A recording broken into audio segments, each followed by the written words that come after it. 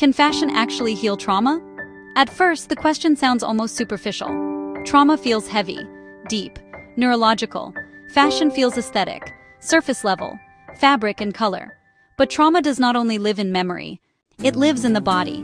When someone experiences trauma, whether it's bullying, emotional neglect, loss, abuse, or prolonged stress, the nervous system changes. The body becomes alert, guarded, sometimes numb, sometimes hyper-aware. Trauma reshapes posture, breathing, and even the way someone occupies space. And clothing sits directly on that body. That's where the conversation becomes deeper. Trauma often creates one of two patterns: hiding or hyper-control. Some people shrink. They choose oversized silhouettes, muted colors, clothes that blur their outline. Not because they lack style, but because invisibility feels safer. If no one notices you, no one can hurt you. Others do the opposite. They dress impeccably, structured, perfectly coordinated, almost armored, because control over appearance becomes a substitute for control over chaos. Both are trauma responses. Neither are about trends. Fashion, in this context, becomes protection. But here's the question: can it become healing? The answer is not dramatic. It's not about a makeover montage or reinventing yourself overnight. Healing through fashion isn't transformation, it's reclamation. Trauma disconnects people from their bodies. Many survivors describe feeling detached, like their body isn't fully theirs.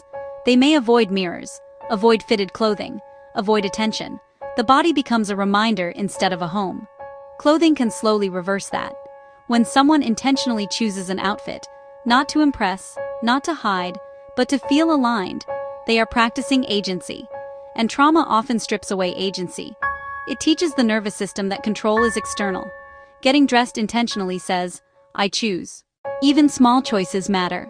A color that feels grounding, a fabric that feels soft and safe, a silhouette that supports posture instead of collapsing it. There's research in embodied cognition that shows clothing influences internal states. When people wear clothing associated with strength or professionalism, they often experience measurable shifts in confidence and focus. But with trauma, it's more subtle. It's about sensation. Soft textures can soothe hypervigilance. Structured garments can provide a sense of containment. Weighty fabrics can feel anchoring. Breathable layers can feel freeing. The nervous system responds to touch constantly, even if we don't consciously notice it. Clothing becomes a sensory intervention. There's also the symbolic layer. Trauma often traps people in past versions of themselves. Clothing can represent that freeze, the same outfits, the same muted palette, the same protective shapes. Introducing small changes can represent movement, not dramatic changes, gentle ones, a new cut, a slightly brighter tone, a piece that reflects who you are becoming rather than who you were protecting. It's not about exposure, it's about expression. Healing happens when the body feels safe. And sometimes feeling safe begins with what surrounds the body. But here's the important truth.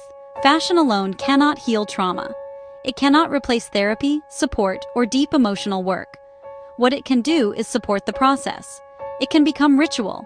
When you get dressed intentionally after a period of hiding, you are practicing visibility. You are telling your nervous system that being seen is not automatically dangerous, that your body is not something to erase. And that is powerful. Fashion becomes healing when it shifts from armor to expression. When it stops asking, how do I protect myself? And starts asking, how do I represent myself? Trauma often steals identity.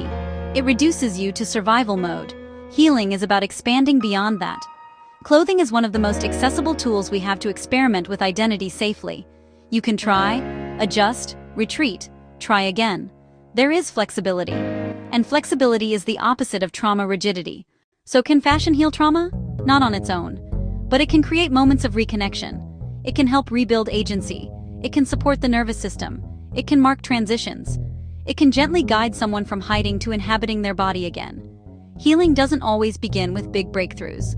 Sometimes it begins with standing in front of your closet and choosing something that feels like a step forward. Not to impress, not to perform, but to come back to yourself.